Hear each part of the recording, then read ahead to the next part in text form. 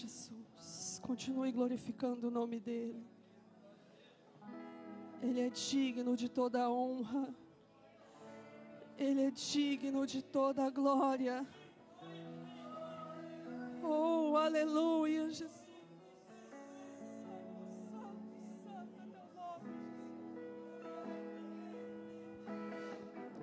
É para ti, Senhor. Eu não sou digna de desatar as tuas sandálias, Jesus. Usa-me, Senhor, neste lugar. Fala com teu povo, Jesus. Fala comigo, Senhor. Fala com a tua igreja, Pai. E abra os nossos olhos, os nossos ouvidos espirituais. E que possamos assim ouvir a voz do Espírito Santo deste lugar. Amém, Jesus. Amém.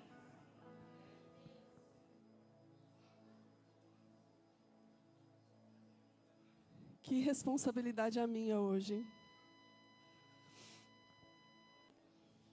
Quero agradecer a oportunidade, primeiramente. E, sinceramente, eu achei que eu não fosse dar conta de estar aqui hoje, né, pastor? Os últimos dias foram bem puxados e bem cansativos. Mas, graças a Deus e a intercessão dos irmãos, estou eu e a minha família inteira aqui hoje.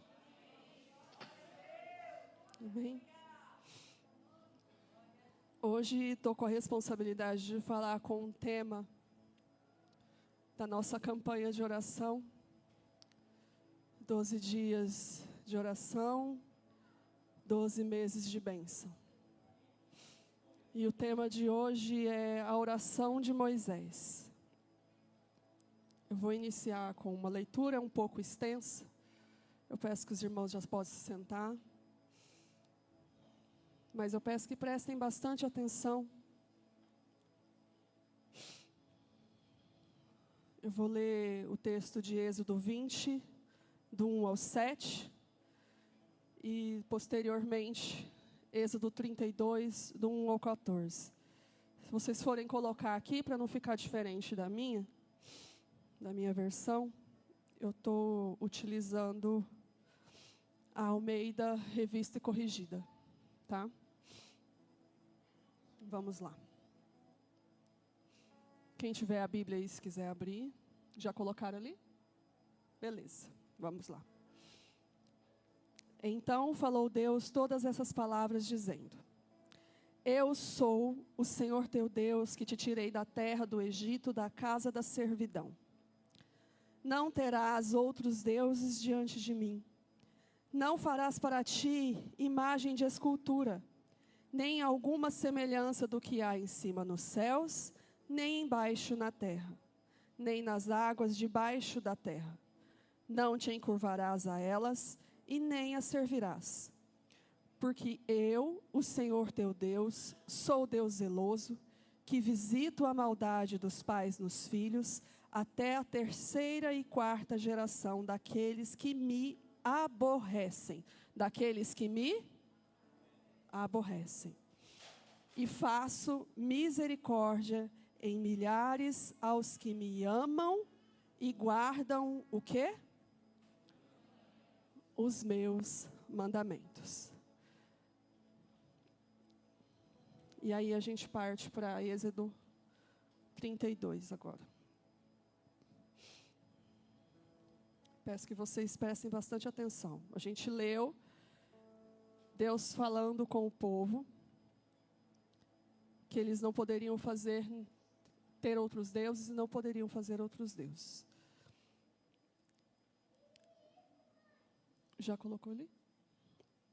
Mas, vendo o povo que Moisés tardava em descer do monte, ajuntou-se o povo a Arão e disseram-lhe: Levanta-te, faze-nos deuses que vão adiante de nós, porque quanto a este Moisés, a este homem que nos tirou da terra do Egito, não sabemos o que lhe sucedeu. E Arão lhes disse: arrancai os pendentes de ouro que estão nas orelhas de vossas mulheres, e de vossos filhos, e de vossas filhas, e trazei-mos. Então todo o povo arrancou os pendentes de ouro que estavam nas suas orelhas, e os trouxeram a Arão. E ele os tomou das suas mãos, e formou o ouro com o buril, e fez dele um bezerro de fundição. Então disseram: estes são teus deuses, ó Israel, que te tiraram da terra do Egito. Eu vou repetir. E disseram: estes são os teus deuses, ó Israel, que te tiraram da terra do Egito. E Arão, vendo isso, edificou um altar diante dele. E Arão apregoou e disse: amanhã será festa ao Senhor. E no dia seguinte madrugaram e ofereceram holocaustos e trouxeram ofertas pacíficas, e o povo assentou-se a comer e a beber. Depois levantaram-se a folgar. Então disse o Senhor a Moisés: vai, desce, porque o teu povo que fizeste subir do Egito se tem corrompido, e depressa se tem desviado do caminho que eu lhes tinha ordenado. Fizeram para si um bezerro de fundição, e perante ele se inclinaram, e sacrificaram-lhe e disseram-lhe: estes são os teus deuses, ó Israel, que te tiraram da terra do Egito.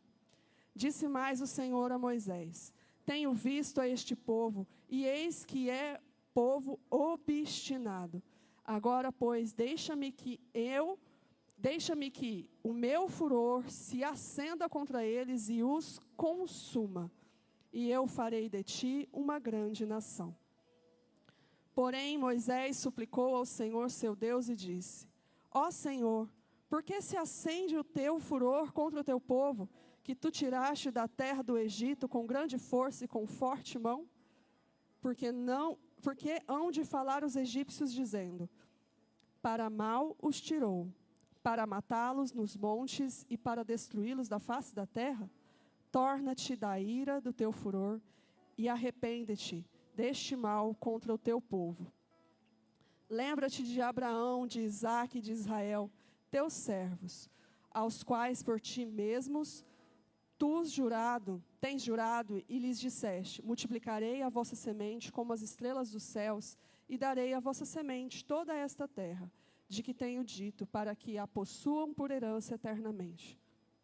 Então o Senhor arrependeu-se do mal que dissera que havia de fazer ao seu povo. Esses dois textos que a gente leu aqui, o primeiro é o texto de Êxodo 20, muito conhecido por nós, que é os 10 mandamentos. Ali nos 10 mandamentos, quando a gente fala dos 10 mandamentos, a gente lembra das tábuas de pedra, né? Mas aqui em Êxodo 20, não havia tábuas de pedra ainda. Neste momento aqui, o povo tinha chegado ao Monte Sinai, Deus havia descido ao Monte Sinai, e ali no Monte Sinai, como o povo havia pedido, Deus pegou e falou diretamente com o povo. Toda Israel ouviu Deus falar com a própria boca os 10 mandamentos para eles.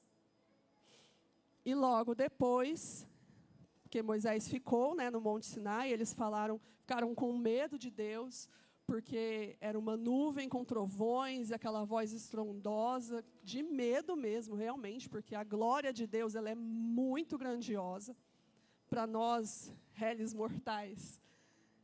Eu queria pedir para desligar esse ar, está muito frio. Obrigada. Para nós, réis mortais, a gente não conseguiria realmente chegar completamente até a glória de Deus, pessoalmente, face a face, porque a gente não aguentaria, porque Ele é muito poderoso, a glória dEle é muito poderosa para nós. Tanto é que Ele mesmo faz questão de não se apresentar pessoalmente para a gente, assim, face a face, porque Ele sabe que a gente não aguentaria. Então, para nos proteger, Ele se priva disso. E aí, logo depois, logo depois de o povo ouvir da própria boca de Deus que não era para eles fazerem deuses, não eram para fazer imagens de escultura, não era para adorar outros deuses, eles vão lá e fazem outros deuses. Mas Moisés intercede pelo povo. E Deus se arrepende aqui, ele não é que Deus se arrependeu com amargura de algo errado que ele ia fazer. É que ele voltou atrás. E não que desistiu, mas ele voltou atrás e não fez o que ele ia fazer. E aí eu separei 3 tópicos para a gente analisar. E eu queria analisar junto com vocês sobre a história, essa história, né, do êxodo do povo de Israel. E aí a gente vai analisar o povo de Israel, a atitude deles, a atitude de Moisés e a atitude de Deus. E eu, sinceramente, eu procurei outras palavras para definir o povo de Israel, neste momento aqui, dessa história. Procurei várias palavras e nenhuma eu consegui colocar. A única que me vinha à cabeça é um povo ingrato. Um povo ingrato. Por que um povo ingrato? Vamos voltar lá desde José. Houve fome, José tinha sido levado escravo e tal, prosperou no Egito, e aí trouxe a família para o Egito. No Egito, uma família se tornou uma nação. Depois de, por 400 anos, viveram no conforto, viveram bem. Aí foram morrendo, né? Faraós, morria um faraó, entrava outro faraó, e assim de faraó em faraó. De repente surgiu um que nunca ouviu falar de José, mas que se incomodou com o tanto que a nação de Israel era próspera nas terras do Egito.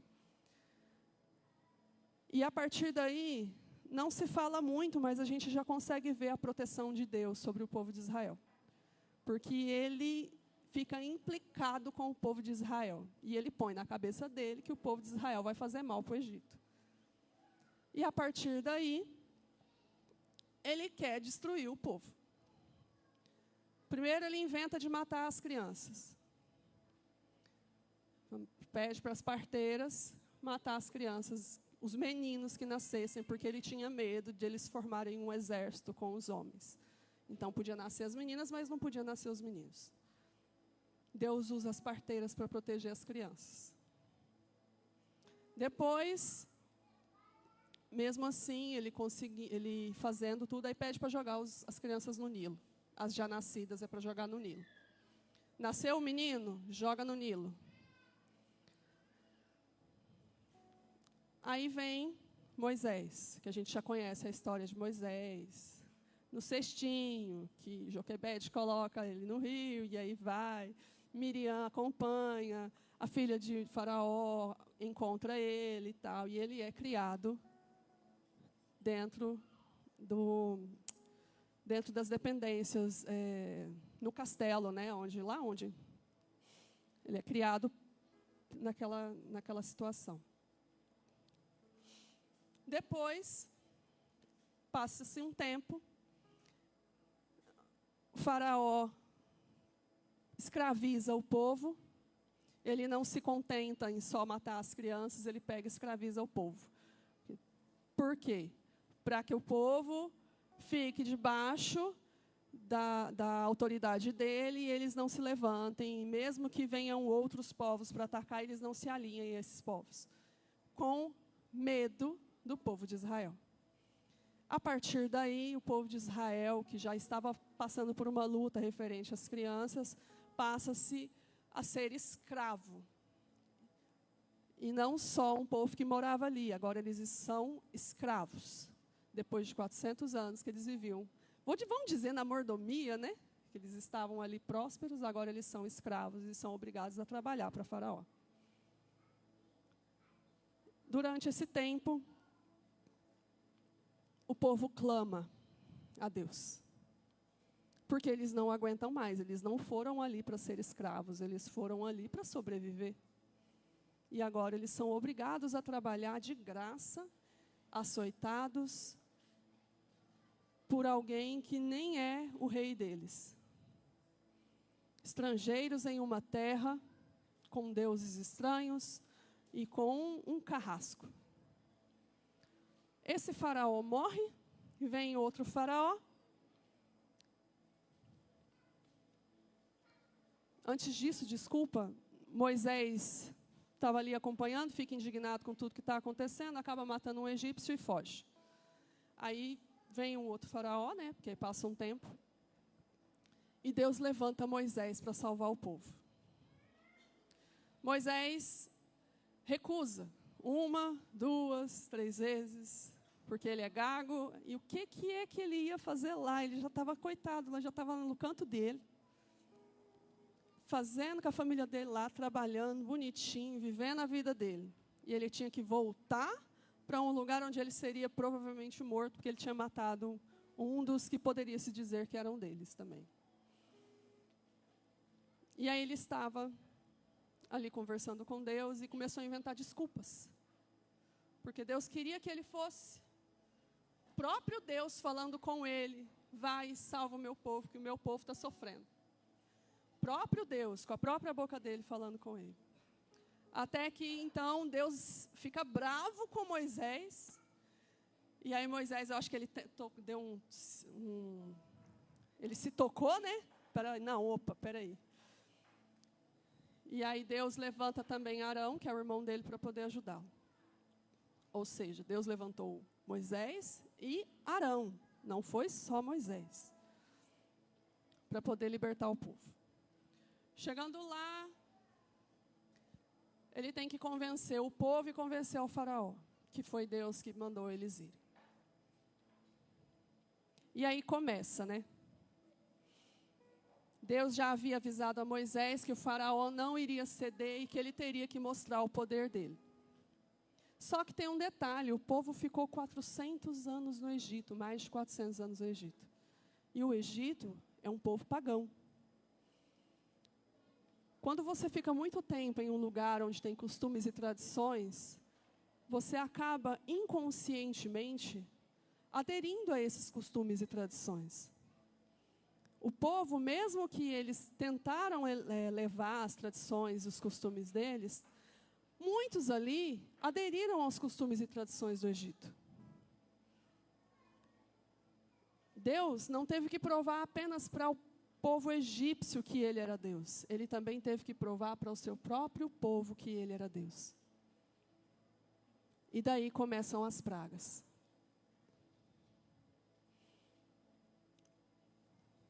Deus mostra o seu poder enviando 10 pragas ao Egito. E durante essas 10 pragas, ele protegeu o povo das pragas. Após a partida do Egito, Deus guia e protege o povo também com 2 colunas de fogo e nuvem. Vocês sabem o que é coluna? O pilar. Pensa numa varanda. E nessa varanda ela é toda aberta. Tem que ter pilares para poder segurar o telhado. Quando fala de colunas de fogo e colunas de nuvem, está falando de um pilar. Imagina uma nuvem comprida. Agora, era muita gente. Não era uma família, era uma nação. Essa nuvem, ela era gigantesca. E junto com essa nuvem tinha um anjo, guiando o povo pelo deserto. A nuvem, durante o dia, para proteger do sol, que era muito quente, e também para guiar o povo aonde que Deus tinha que levar. Só que Deus levou esse povo para um caminho mais longo. Porque o caminho mais curto até Canaã passaria pelos filisteus. Só que ele não avisa para o povo que ele não vai levar eles pelo caminho mais curto. E ele só simplesmente leva. E o povo começa a reclamar.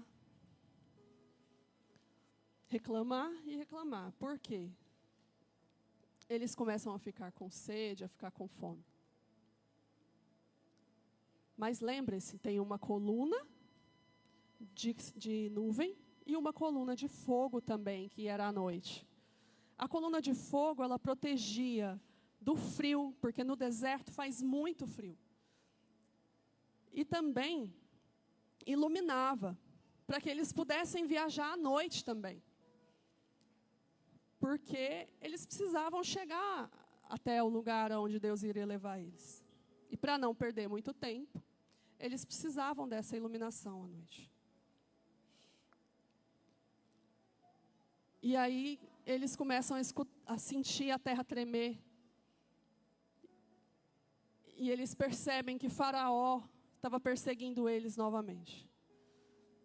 Faraó estava atrás, agora Faraó estava obstinado, né? Ele queria era destruir todo mundo, porque ele, onde já se viu, agora ele ficou sem os escravos dele.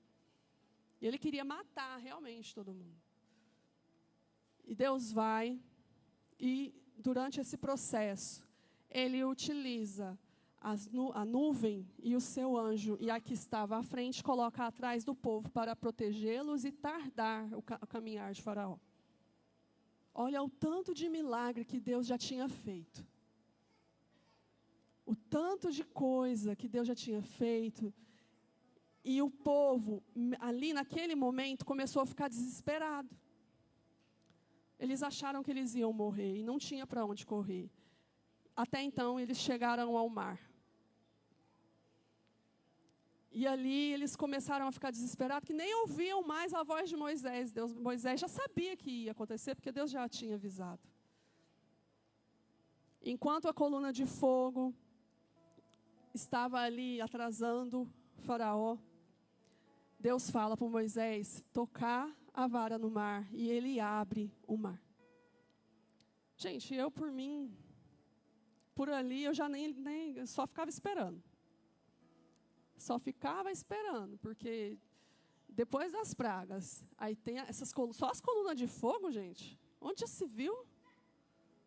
Vocês já viram tromba d'água?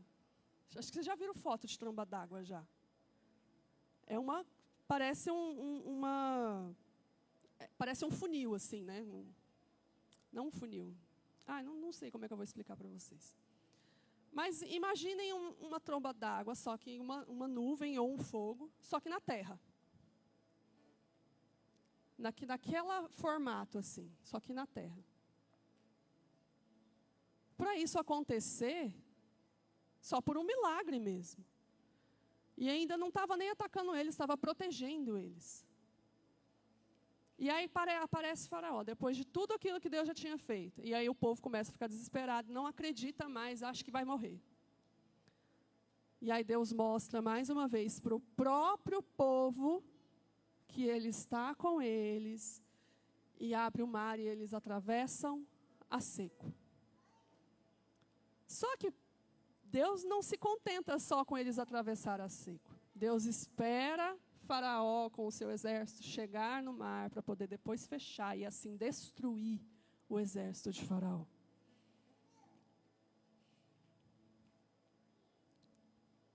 E aí depois de tudo isso, eles ainda têm a capacidade de reclamar por falta de água.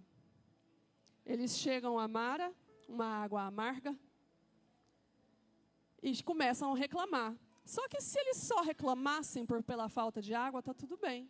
Só que eles começaram a dizer que era melhor eles terem ficado no Egito. Lá eles tinham água, tinham comida. Era melhor eles terem ficado lá do que terem sido tirados do Egito. Gente, depois desse tanto de milagre, eles ainda duvidavam do poder de Deus e da proteção de Deus. Aí Moisés joga uma vara na água, a água fica doce, eles conseguem beber. E logo depois disso, eles chegam em um lugar onde tem um monte de coqueiros, onde tem sombra, pouquíssimos quilômetros depois. E onde tem poços com água potável para eles beberem. Depois disso, agilizando aqui a história, Deus manda... depois disso, Deus protege, né, o povo de Amaleque. Ixi, eu coloquei errado aqui. Abimeleque. Como é que é o nome? Me ajuda aí. Abimeleque mesmo, né? Abimeleque. Que do nada aparece alguém tentando destruir o povo no meio do deserto ali, depois que eles atravessaram.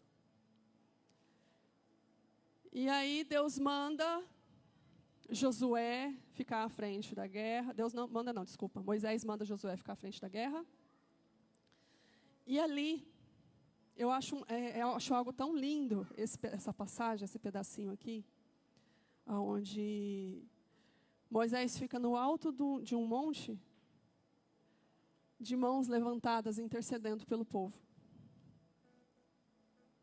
Mais uma vez, Moisés estava ali intercedendo por eles. Só que os braços dele eram pesados. E todas as vezes que ele abaixava o braço porque estava pesado, o povo perdia. Quando ele levantava, o povo começava a ganhar a guerra.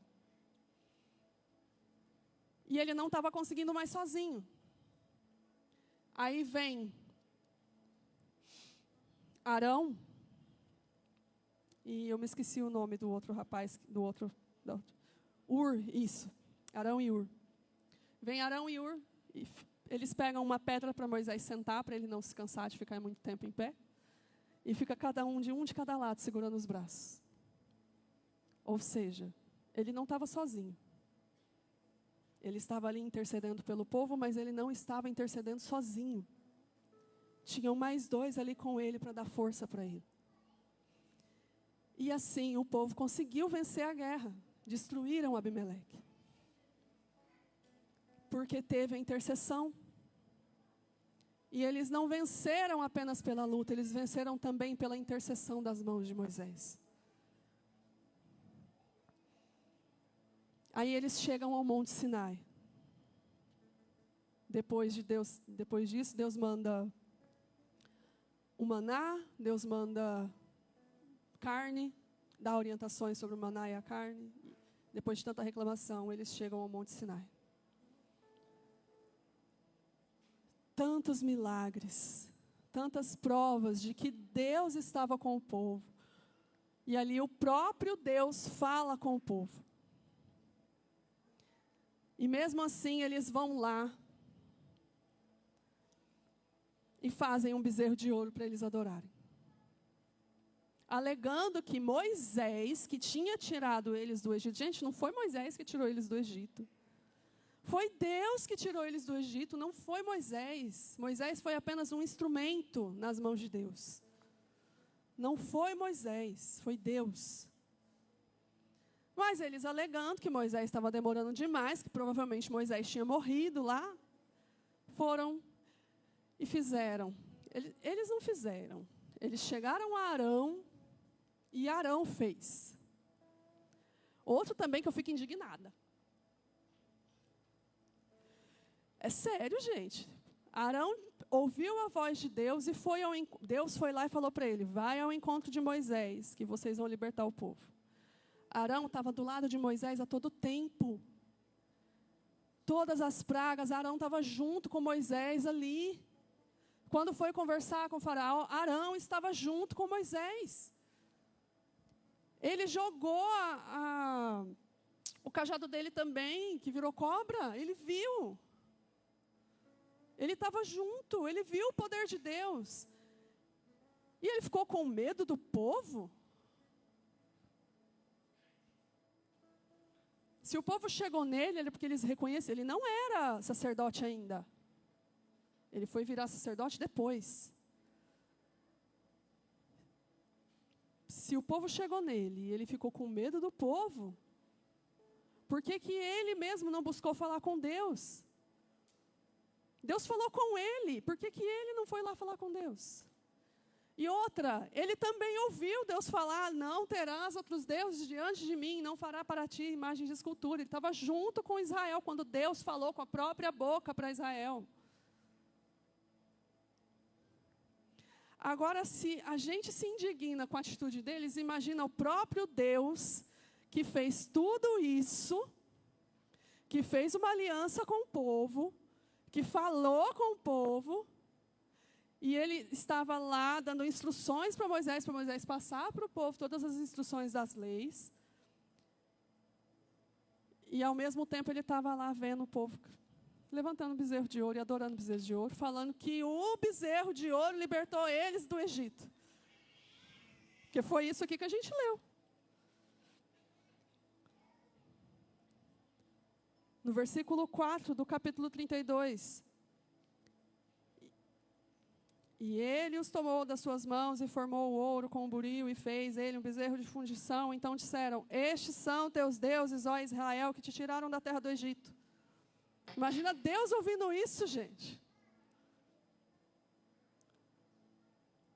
Aí Deus pega e fala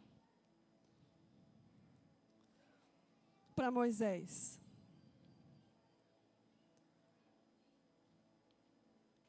que o meu furor se acenda contra eles e os consuma. E eu farei de ti uma grande nação. A hora que eu estava falando, eu nem vi quem foi. Eu só escutei um aleluia ali no canto. Vocês vão me desculpar, gente, mas não. Deus estava querendo matar todo mundo e criar uma nação nova só com Moisés. Vocês lembram de Sodoma e Gomorra? O que Deus fez com Sodoma e Gomorra? Sobrou alguém? Era isso que ele ia fazer com o povo de Israel. Ele ia matar todo mundo, ele ia consumir. Falando de consumir, se acenda o teu furor, eu já imagino fogo. Ele ia tacar fogo em tudo. Aí Moisés, com toda a sua humildade: não, Senhor. Gente, Deus olhou para Moisés e falou: eu vou fazer uma nova nação com você. Qualquer um vai falar: vem, Senhor, vem comigo, estou contigo. Imagina Moisés, que carregou todo mundo nas costas, que não quis, ele não queria, ele foi e carregou todo mundo nas costas. Vem Deus e fala: o povo lá está corrompendo. A minha cara cairia no chão. Eu ia cair de cara no chão. Aí Moisés intercede. Versículo 11 do capítulo 32. Pois Moisés suplicou ao Senhor, seu Deus, e disse: ó Senhor, por que te acende o teu furor contra o teu povo? Que tu tiraste da terra do Egito com grande força e com forte mão. Aí Deus apela, né? Moisés apela para o caráter de Deus. Ou seja, ele começa a inflar o ego de Deus. Eu entendo aqui como uma verdadeira adoração.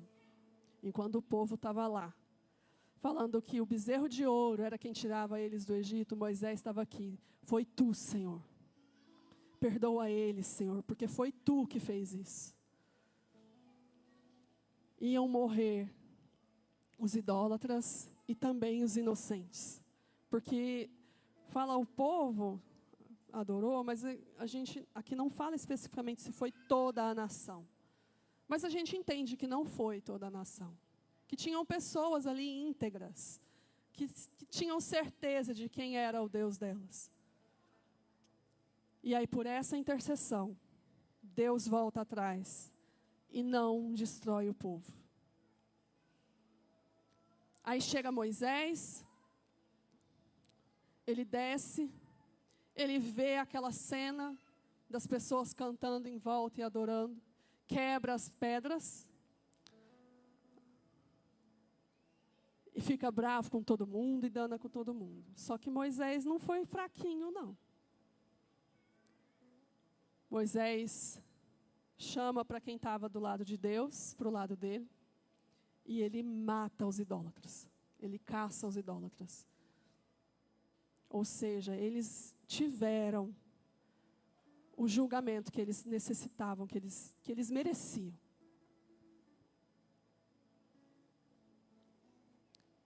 E aí, diante de um povo ingrato, nós temos um servo piedoso. Que mesmo sabendo que o povo estava traindo ele também, não só Deus. Eles não esperaram ele voltar. Eles ouviram as instruções que Moisés tinha dado e não seguiram as instruções. Quando o povo clamou por água, Moisés orou a Deus. Quando o povo clama por comida, Moisés orou a Deus. O povo clamou por água de novo, Moisés orou a Deus. Abimeleque guerreia contra o povo, Moisés intercede pelo povo durante a batalha, e quando se cansa, Arão e Hur colocam uma pedra para ele se assentar e sustentam suas mãos levantadas. Enquanto Deus dava as instruções, as leis ao povo a Moisés, o povo peca, e Deus decide destruir o povo todo, e começar uma nova nação com Moisés. Moisés intercede pelo povo, clamando por sua misericórdia e caráter. Moisés mata os idólatras e poupa os inocentes. E aí Moisés novamente intercede pelo povo e pede para Deus perdoar aquele povo que tinha pecado. E Deus perdoa. Porque aí começam os sacrifícios de expiação dos pecados. E aí a gente encontra um Deus que ouve a nossa oração. Um Deus que ouve a intercessão. E mesmo com tanta teimosia e ingratidão do povo, através da intercessão de Moisés, Deus se fez benevolente. E nós? Somos diferentes? Nós somos diferentes? Não somos diferentes. Todos os dias Deus nos protege, todos os dias Deus nos livra de todo o mal. Nos restaura a saúde, nos provê alimento, nos provê uma cama quentinha para dormir. E a gente prefere outros deuses além dele. Misericórdia. Agora, como que a gente prefere outros deuses além dele, se todos os dias eu falo, eu sou só teu, Senhor? Por ele que eu estou gastando a minha vida. O que você faz quando você acorda?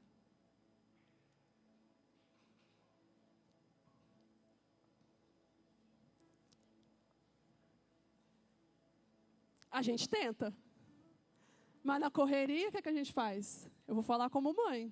O menino acordou, eu já tenho que catar o menino no colo, já tenho que levar para escovar dente, tenho que fazer o café da manhã. A hora que você vê, meu Deus, esqueci de orar.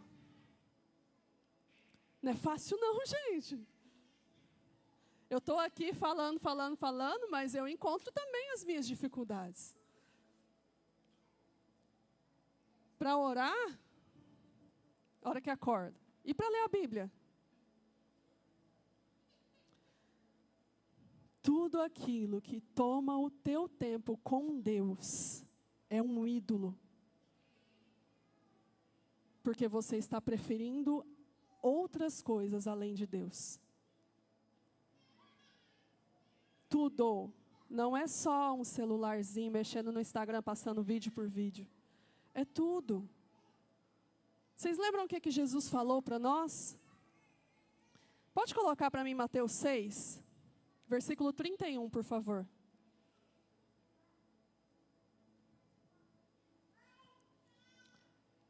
Pede para ele. Mateus 6, 31. Por favor. Obrigada. Tá? Acho que vocês já estão cansados de ouvir isso, né? Mas Deus mandou falar, estou falando.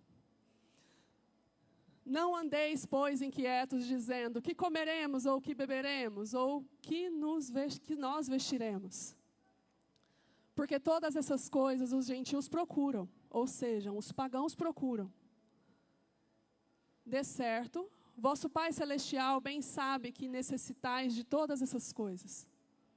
Mas buscai primeiro o reino de Deus e a sua justiça, e todas essas coisas vos serão acrescentadas.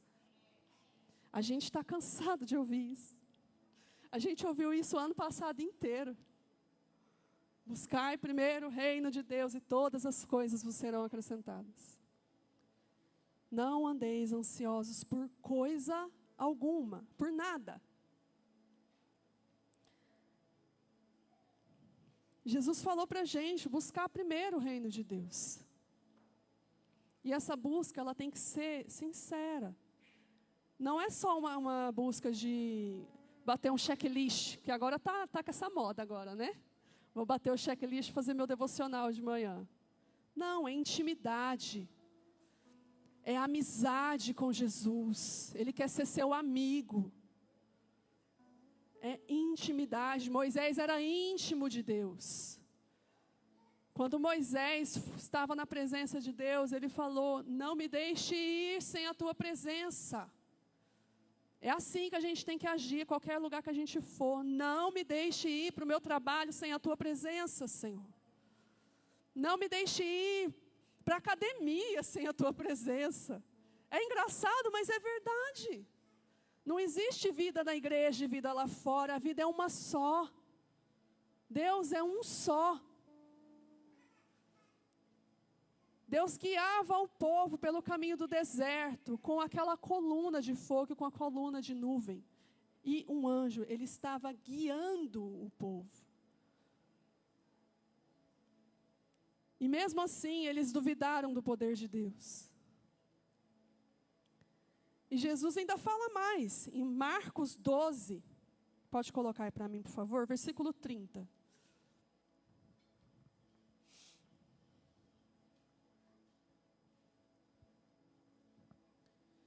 E vieram ter com ele, conduzindo... 30, por favor. Marcos 12, 30.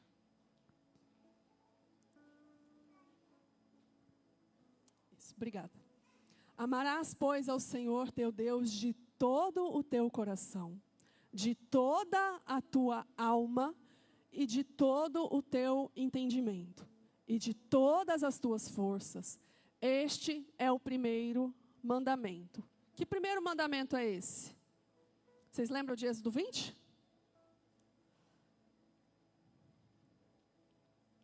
Vamos ver se vocês fizeram o serviço, a tarefa de casa. Êxodo 20. O que diz Êxodo 20? Os primeiros versículos que são os primeiros mandamentos. Oi?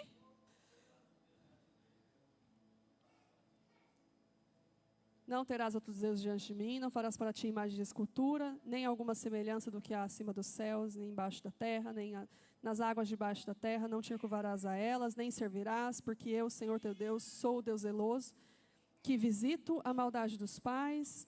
Não tomarás o nome do Senhor teu Deus em vão, e lembra-te do dia do sábado para santificar. Lembra-te, tá, gente? Porque o sábado é desde a criação do mundo. Por isso que Deus fala para eles se lembrarem. Todos esses versículos aqui, todos esses primeiros mandamentos se resumem em: amarás, pois, o Senhor teu Deus de todo o teu coração, de toda a tua alma, de todo o teu entendimento, de todas as tuas forças. Este é o primeiro mandamento. Eu quero focar um pouquinho primeiro ali na alma. Muitos estudiosos, teólogos entendem aí fora que nós somos um ser trino, que é corpo, alma e espírito. Mas nós já estudamos sobre isso e nós sabemos que nós não somos um ser trino. Nós somos nem sei como que eu vou falar aqui, mas não é trino.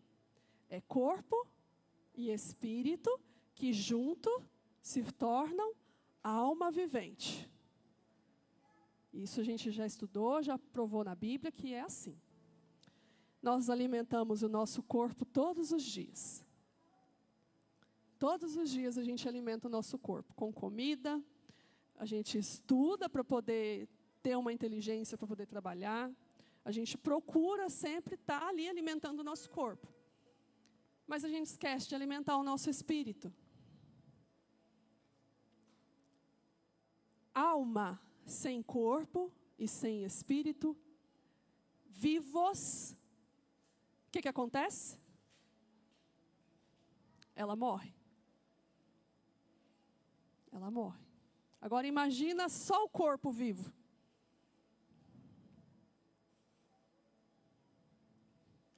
É um zumbi andando, né? um zumbi andando por aí, que é o corpo vivo.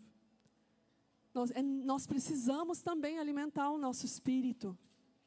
E como que a gente alimenta o nosso espírito? Intimidade com Jesus, intimidade com Deus, intimidade com o Espírito Santo. E essa intimidade a gente consegue ouvindo a voz dele através da palavra e falando com ele, conversando com ele, tendo um relacionamento com Deus. Assim eu alimento o meu espírito. Saiu até um meme esses dias para trás, né, dos pastores aí falando. A pessoa perguntando, como que eu faço para ouvir a voz de Deus? Que eu não sei como que eu escuto a voz de Deus, eu não consigo. Aí ele pega e fala, lê a Bíblia. Mas eu quero ouvir audivelmente a voz de Deus. Então, lê a Bíblia em voz alta. Mas é verdade, gente. Ele se deu ao trabalho de inspirar pessoas para escrever um livro contando sobre todas as maravilhas que ele fez, para nos instruir a viver. É a palavra dele.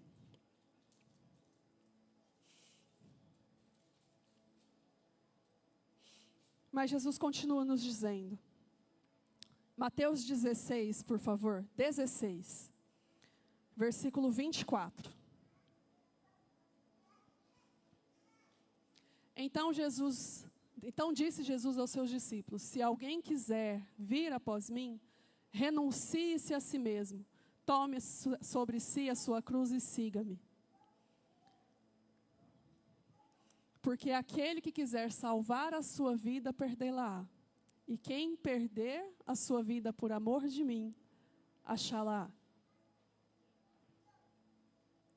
Não tem como a gente ter intimidade com Deus, um relacionamento com Deus, sem a gente negar a si mesmo. Eu preciso negar as minhas vontades. Eu preciso negar os meus desejos. A gente acabou de falar que não é fácil. Acordar de manhã e, em vez de pegar o celular, dobrar o joelho e fazer uma oração. Não é fácil, antes de dormir, agradecer a Deus pelo dia e por todos os livramentos que Ele deu naquele dia. Não é fácil, durante o dia ali, naquele momento difícil de trabalho, você pedir licença, ir no banheiro e falar, Senhor, me ajuda que eu não estou aguentando.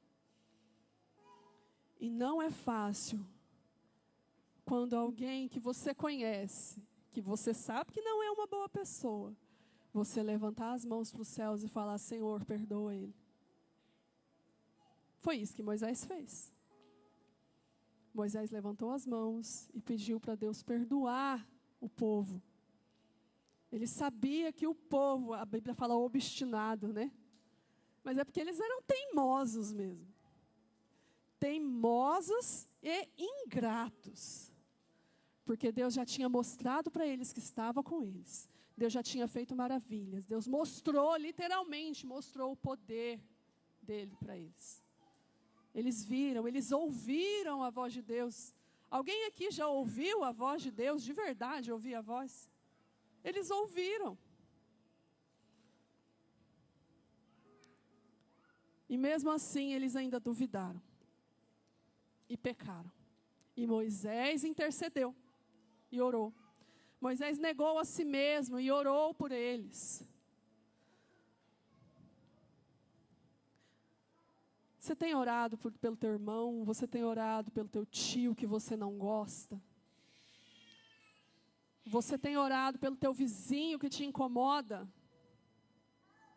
Você tem orado pelo teu país? Orar pelo país é complicado. O Brasil que a gente mora é um povo obstinado, um povo teimoso, um povo pagão. Vocês têm orado pelo Brasil? Vocês têm orado pelos governantes, pelo presidente? É mais difícil ainda, né? Dá vontade de orar e falar, Deus queima. Não dá? E tem gente que ora, mas Deus queima.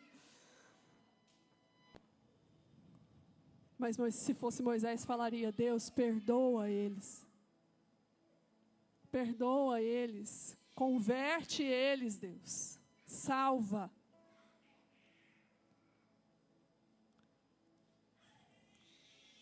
E aí eu vou encerrar com 1 Pedro 5, por favor.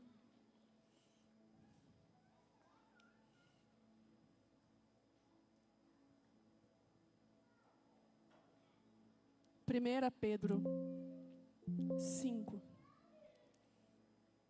versículo 6.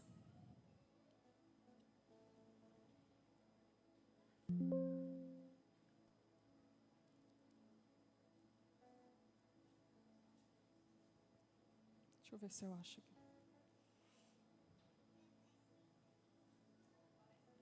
Aí. Amém, né?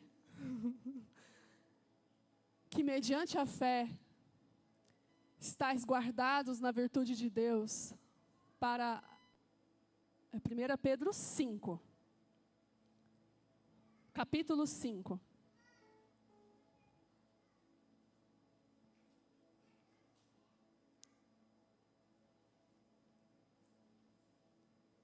Isso. Humilhai-vos, pois, debaixo da potente mão de Deus, para que a seu tempo vos exalte. Pode ir passando. Até o 10. Lançando sobre ele toda a vossa,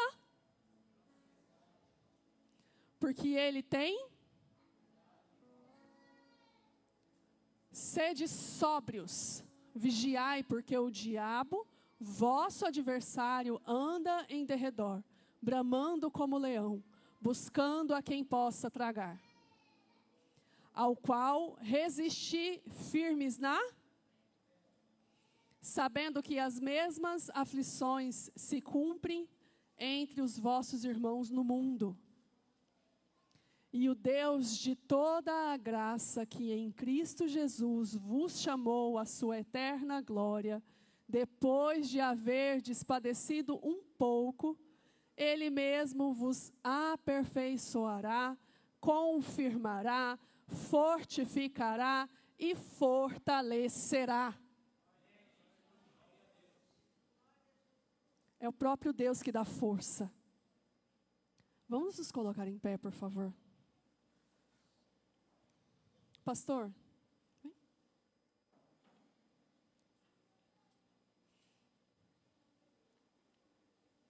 Independente das circunstâncias, a gente tem que confiar em Deus. Independente do que a gente vê na televisão, do que a gente vê na internet, a gente tem que confiar em Deus.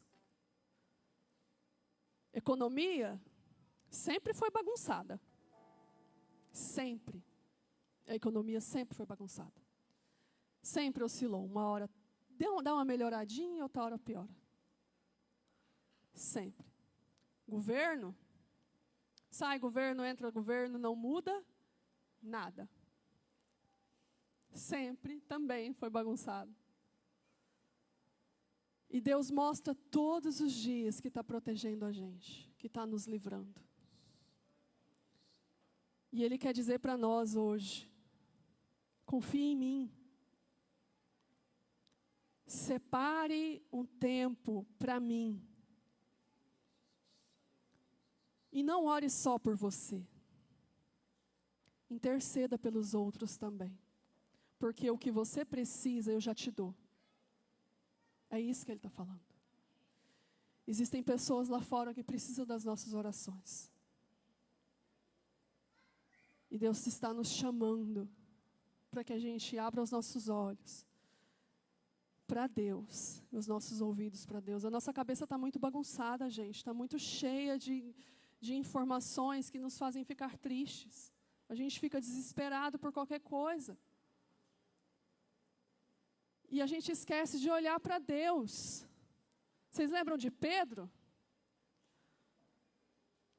Eles estavam ali no barco na tempestade e Jesus vinha vindo, eles acharam que era um fantasma. Jesus vinha vindo andando sobre as águas. E aí Pedro fala: Jesus, se for você mesmo, me chama que eu vou até você. E ele foi. Jesus chamou e ele foi. Ele estava andando sobre as águas. Gente, Pedro estava andando sobre as águas. Jesus estava na frente dele. E o que ele fez? Ele começou a olhar para os lados, para a tempestade. Jesus estava ali, na frente dele, ele estava olhando para os lados. E Jesus olha para ele, puxa, ele começa a afundar, e Jesus puxa ele das águas. E chama ele, homem de pequena fé. Mas Jesus não solta a mão de Pedro e puxa ele da profundidade e salva ele.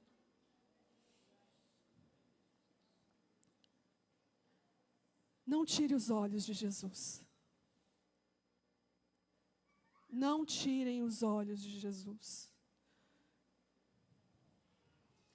Eu vou passar para o pastor.